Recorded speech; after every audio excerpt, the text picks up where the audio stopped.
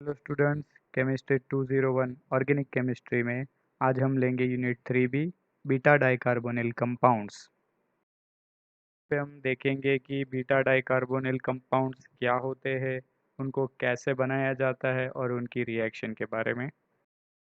First यहाँ पे हम देखेंगे एक्टिव मिथिलीन कंपाउंड कि एक्टिव मिथिलीन कंपाउंड क्या होता है। मिथिलीन कंपाउंड मतलब कि CH2 ग्रुप।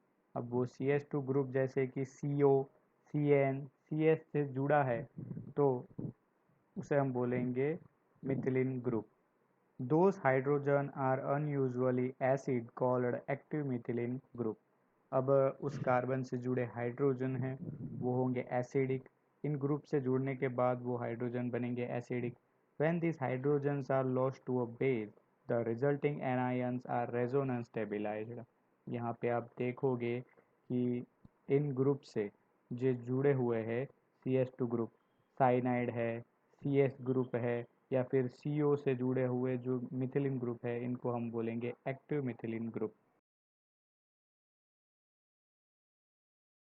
अब यहाँ पे हम देखेंगे बीटा डाइकार्बोनिल सिस्टम क्या होता है। तो आप लेफ्ट में देखोगे लिखा है बीटा डाइकार्बोनिल सिस्टम, मतलब जो बीच में CH2 ग्रुप है एक्टिव मिथिलीन ग्रुप, उसके दोनों तरफ लेफ्ट और राइट में आप देखोगे CO कीटोन ग्रुप जुड़ा हुआ है, इसलिए इस सिस्टम को हम बोलेंगे बीटा डाइकार्बोनिल सिस्टम। इन कंपाउंड का ऑर्गेनिक सिंथेसिस में एज अ रिएजेंट यूज होता है ज़्यादातर। बीटा डाइकार्बोनिल सिस्टम के आप यहाँ पे एग्जांपल देखोगे ethyl acetoacetate, malonic ester या फिर एसिटाइल एसीटोन, जहाँ पे आप देखोगे कि एक्टिव मिथिलीन और उसके दोनों तरफ कार्बोनिल ग्रुप है। वो सिस्टम वहाँ पे चेंज नहीं होगा, उसके लेफ्ट और राइट में ग्रुप चेंज हो सकते हैं, बट वो जो सिस्टम है बीटा डाइकार्बोनिल सिस्टम वो एज इट इज़ ही रहेगा। यहाँ पे एक एग्जांपल दिया गया है एसीटोनाइल एसीटोन, जो कि बीटा डाइकार्बोक्सिल सिस्टम नहीं है, ये है गेमा डाइकार्बोनिल कंपाउंड। बिकॉज आप बीच में जो दोनों CH2 ग्रुप है अगर वहाँ से देखें तो किसी एक को भी, जैसे कि लेफ्ट वाले CH2 को ले ले तो वो है अल्फा, उसके उसके साइड में है वो है बीटा और CO ग्रुप है वो गेमा पोजीशन पे। सेम वही राइट वाले CH2 के साथ भी, इसलिए ये है गेमा डाइकार्बोक्सिल कंपाउंड। आगे की स्लाइड में हमने जो देखे acetoacetic ester, malonic ester, तो ये सारे जो है कंपाउंड इनको बोलेंगे हम एक्टिव मिथिलीन कंपाउंड। बिकॉज इनके जो हाइड्रोजन होते हैं वो है ज़्यादा एक्टिव, बिकॉज यहाँ पे जो CH2 ग्रुप है बीच वाला मिथिलीन ग्रुप, तो उसके दोनों साइड जो ग्रुप लगे हुए होते हैं वो दोनों इलेक्ट्रॉन विथड्रॉइंग ग्रुप होते हैं। अब हम इन एक्टिव मिथिलीन कंपाउंड्स की बेस के साथ रिएक्शन देखते हैं। अब इनको एक्टिव मिथिलीन ग्रुप क्यों कहा जाता है? एक्टिव मतलब कि अगर कोई भी रिएक्शन होती है तो पहला चेंज वहाँ पे आता है, जो एक्टिव पार्ट होता है वहाँ पे ही पहला चेंज आता है। तो यहाँ पे आप दो एग्जांपल दिए गए हैं, जैसे कि ethyl cyanoacetate and ethyl acetoacetate. जब उसकी बेस के साथ रिएक्शन होती है तो जो बीच का CH2 ग्रुप होता है वहाँ से एक हाइड्रोजन रिमूव होता है फर्स्ट। अब हम फर्स्ट देखेंगे इथाइल साइनो एसीटेट की बेस के साथ जब रिएक्शन होती है तो वो अपना एक H प्लस वहाँ से दे देगा एक्टिव मिथिलीन ग्रुप। तो यहाँ पे आप फर्स्ट जो ऊपर स्ट्रक्चर है वहाँ पे आप देखोगे दो एरो दिया गया है, मतलब -H प्लस यहाँ पे कि हाइड्रोजन अगर वहाँ से जाता है तो अपने दो इलेक्ट्रॉन वहाँ पे देके जाता है कार्बन को। इसलिए अब ये जो इलेक्ट्रॉन की पेयर है या तो वो साइनाइड वाले कार्बन के बीच में बॉन्ड बनाएगा या तो फिर ये जो इलेक्ट्रॉन पेयर है वो CO वाले कार्बन के बीच में ये CH वाला कार्बन बॉन्ड बनाएगा। तो ये जो नीचे फर्स्ट एरो दिखाया गया है वहाँ पे आप देखोगे नाइट्रोजन पे माइनस चार्ज है और इस साइनाइड वाले कार्बन और CH के बीच में डबल बॉन्ड बना हुआ है। उसके नीचे वाले एरो में आप देखोगे कि वही इलेक्ट्रॉन पेयर CO वाले कार्बन और CH के बीच में डबल बॉन्ड बनाती है। तो यहाँ पे आप देखोगे कार्बन और ऑक्सीजन के बीच में जो डबल बॉन्ड था, वो डबल बॉन्ड के जो 2 इलेक्ट्रॉन है वो ऑक्सीजन पे जाएंगे, तो इसलिए ऑक्सीजन पे माइनस चार्ज आएगा। तो इस तरह से रेजोनेंस स्टेबलाइजेशन होता है।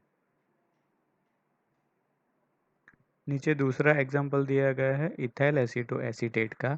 जब उसकी बेस के साथ रिएक्शन होती है तो वहाँ से CH2 ग्रुप से हाइड्रोजन रिलीज होगा, और जब अपने दोनों इलेक्ट्रॉन देके जाएगा तो वो नज़दीक वाला जो CO है लेफ्ट में, वहाँ पे उनके बीच में वो CO वाला कार्बन और CH उन दोनों के बीच में बॉन्ड बनाएगा। इसलिए CO में जो डबल बॉन्ड है वहाँ से वो एक अपना बॉन्ड टूट के वहाँ से जो दोनों इलेक्ट्रॉन है वो ऑक्सीजन पे आएगा और ऑक्सीजन पे माइनस चार्ज आता है। Preparation of acetoacetic ester. तो इथाइल एसीटो एसिड या फिर एसिटो एसिटिक एस्टर की जो प्रिपरेशन है वो इथाइल एसीटेट के बेस इंड्यूस्ड सेल्फ कंडेंसेशन से होती है। रिएक्शन में आप देखोगे कि इथाइल एसीटेट की जब सोडियम इथोक्साइड के साथ रिएक्शन होगी और फर्दर डाइल्यूट HCl के साथ, तो आगे बनता है एसीटो एसिटिक एस्टर। इस रिएक्शन की mechanism base catalyse aldol condensation की तरह होती है। रिएक्शन में फर्स्ट इथाइल एसीटेट में से आगे जो बनेगा वो होगा कार्ब एनायन। फर्स्ट यहाँ पे इथाइल एसीटेट में जो फर्स्ट CH3 है वहाँ से एक हाइड्रोजन दूर होगा, H प्लस वहाँ से दूर होगा, और अपने जो 2 इलेक्ट्रॉन वहाँ पे छोड़ के जाएगा, वो 2 इलेक्ट्रॉन से CH2 और CO वाले कार्बन के बीच में डबल बॉन्ड बनेगा। उसकी वजह से कार्बन ऑक्सीजन के बीच में जो डबल बॉन्ड है, वो डबल बॉन्ड वाला जो 2 इलेक्ट्रॉन है वो ऑक्सीजन पे आगे ट्रांसफ़र होता है, इसलिए वो बनता है कार्ब एनायन। अब यहाँ पे हम मैकेनिज्म में देखेंगे कि जो कार्ब एनायन बना वो एज अ न्यूक्लियोफाइल एक्ट करेगा। अब ये एक मॉलिक्यूल में से बना एक दूसरे सेम मॉलिक्यूल इथाइल एसीटेट में से, वो जहाँ पे कार्बन ऑक्सीजन डबल बॉन्ड है वहाँ पे ये एनायन कार्ब एनायन है जाके अटैच होगा। तो जो रिजल्टिंग इंटरमीडिएट होगा वो एक इथोक्साइड आयन मतलब कि C2H5O को वहाँ से रिमूव कर देगा बीटा कीटो एस्टर को फॉर्म करने के लिए। ये रिलेटिवली एसिडिक होता है बिकॉज वो कार्ब एनायन बनाता है, जो कि कार्बन ऑक्सीजन डबल बॉन्ड की वजह से 2 CO बॉन्ड की वजह से वो स्टेबलाइज होता है। इसलिए ओरिजिनल रिएक्शन होगी बेसिक सॉल्यूशन में। तो beta keto ester is converted into sodium salt as shown in this reaction. Synthesis of ethyl acetoacetate by Claisen condensation। तो यहाँ पे रिएक्शन में हमने देखा कि अगर इथाइल एसीटेट के अगर हम 2 मोल लेंगे सोडियम इथोक्साइड के साथ रिएक्शन करवाते हैं तो आगे फर्स्ट बनता है कार्ब एनायन। तो मैकेनिज्म में हम देखेंगे स्टेप बाय।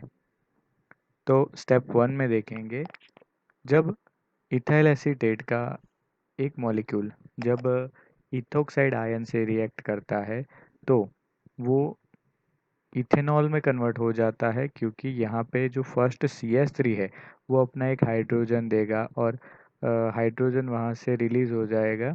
तो हाइड्रोजन जाता है इथोक्साइड आयन के साथ और इथेनॉल बनाता है, और ये जो मॉलिक्यूल है वो कार्ब एनायन बनाता है।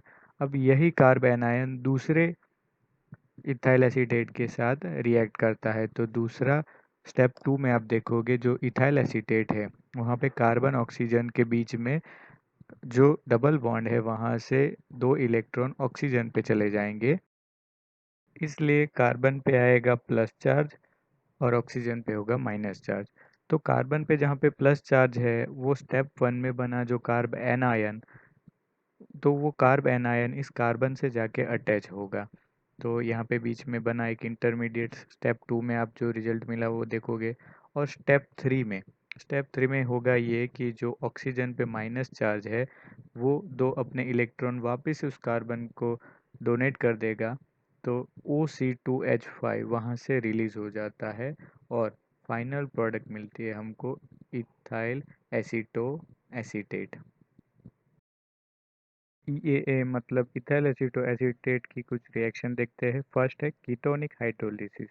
तो कीटोनिक हाइड्रोलिसिस इसलिए कि प्रोडक्ट में हमको मिलता है कीटोन, मतलब कि प्रोडक्ट है, फर्स्ट रिएक्शन है इथाइल एसीटो एसीटेट का हाइड्रोलिसिस डाइल्यूट HCl और वाटर के साथ, तो प्रोडक्ट मिलती है एसीटोन, मतलब कि डाइमिथाइल कीटोन। तो कीटोन प्रोडक्ट मिलती है, कार्बन डाइऑक्साइड रिलीज होता है और इथेनॉल मिलता है। तो यहाँ पे जो H2O है वो H2O यहाँ पे जो एस्टर वाला कीटोन है वहाँ पे अटैक करता है और वहाँ से एक प्रोडक्ट मिलती है हमको एसीटोन और दूसरी प्रोडक्ट मिलती है इथेनॉल।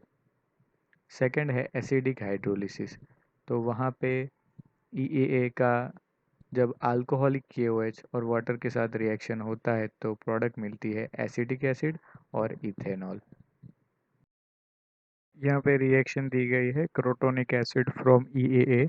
तो क्रोटोनिक एसिड का स्ट्रक्चर है CH3CH double bond CH COOH, alpha beta unsaturated है। तो क्रोटोनिक एसिड का मतलब होता है जैसे कि ब्यूटेनोइक एसिड में सेकेंड और थर्ड वाले कार्बन पे सिंगल बॉन्ड की जगह अगर डबल बॉन्ड है उसे बोलेंगे क्रोटोनिक एसिड। तो उसकी प्रिपरेशन में आप देखोगे कि EAA एसिटो एसिटिक एस्टर के साथ एसिटाल्डिहाइड की रिएक्शन करवाते हैं पेरिडीन की प्रेजेंस में। तो H2O एक एसिटाल्डिहाइड में से ऑक्सीजन और EAA में से जो बीच वाला कार्बन है CH2 वहाँ से 2 हाइड्रोजन दे देगा और H2 वहाँ से रिलीज होता है और ये पूरी प्रोडक्ट जुड़ जाती है। तो उस जो प्रोडक्ट मिली हमको उसको आगे हम अगर एसिड हाइड्रोलिसिस करेंगे तो क्रोटोनिक एसिड, एसिटिक एसिड और इथेनॉल मिलता है। अब देखते हैं सिंथेसिस ऑफ मैलोनिक एस्टर। तो वो बनाया जाता है एसिटिक एसिड में से। जब एसिटिक एसिड की फर्स्ट क्लोरीन के साथ रिएक्शन करवाते हैं तो बनता है मोनोक्लोरो एसिटिक एसिड। अब मोनोक्लोरो एसिटिक एसिड का हम पोटेशियम सॉल्ट बनाएंगे, मतलब K2CO3 के साथ जब रिएक्शन करवाते हैं तो मोनोक्लोरो एसिटिक एसिड का पोटेशियम सॉल्ट मिलेगा। इस पोटेशियम सॉल्ट की जब पोटेशियम साइनाइड के साथ रिएक्शन करवाते हैं तो Cl की जगह पे एक्सचेंज होगा साइनो ग्रुप। तो उस साइनो ग्रुप वाले पोटेशियम सॉल्ट को जब आगे हाइड्रोलिसिस करवाते हैं तो हमको मिलेगा मेलोनिक एसिड। मेलोनिक एसिड और एमोनियम क्लोराइड है वो साइनाइड में जो नाइट्रोजन है उसकी वजह से बनता है NH4Cl। तो फाइनली जब ये मेलोनिक एसिड बन जाता है, मेलोनिक एसिड की इथेनॉल के साथ रिएक्शन करवाते हैं तो हमको मिलता है डाई इथाइल मेलोनिक या तो फिर मेलोनिक एस्टर। मेलोनिक एस्टर जब बन जाता है तो उसको प्योर एस्टर और एक्वा सॉल्यूशन के मिक्सचर में से हम उसको एक्सट्रैक्ट कर सकते हैं और उसका बॉइलिंग पॉइंट जो है वो है 198 डिग्री। वो होता है कलरलेस लिक्विड और उसकी होती है स्वीट स्वेल। अब लास्ट रिएक्शन देखते हैं n valeric acid from malonic ester. तो मेलोनिक एस्टर की फर्स्ट रिएक्शन सोडियम इथोक्साइड के साथ। तो एक हाइड्रोजन यहाँ पे जो फर्स्ट CH2 होता है एक हाइड्रोजन वहाँ से दूर होगा और सोडियम वहाँ पे अटैच होता है। तो फर्दर उसकी रिएक्शन जब प्रोपेन आयोडाइड से की जाती है तो ये जो आयोडीन है वो सोडियम के साथ रिएक्ट करेगा और पूरा जो इलेक्ट्रोफाइल है CH3CH2CH2 वो सोडियम की जगह पे रिप्लेस हो जाएगा। अब इस प्रोडक्ट को जब KOH के साथ रिएक्शन करवाते हैं तो अंदर जो COOC2H5 है वहाँ पे C2H5 की जगह पे रिप्लेस हो जाएगा पोटेशियम, COOK बन जाएगा। उसको जब आगे रिएक्शन करवाते हैं HCl से तब यही पोटेशियम को Cl के साथ रिएक्शन हो जाने के बाद ये COOK COOH में कन्वर्ट हो जाता है और उसको जब हाई डिग्री पे मतलब 250 पे रिएक्ट करते हैं तो वो बनता है एन वैलेरिक एसिड, मतलब pentanoic acid. Thank you student for watching this video.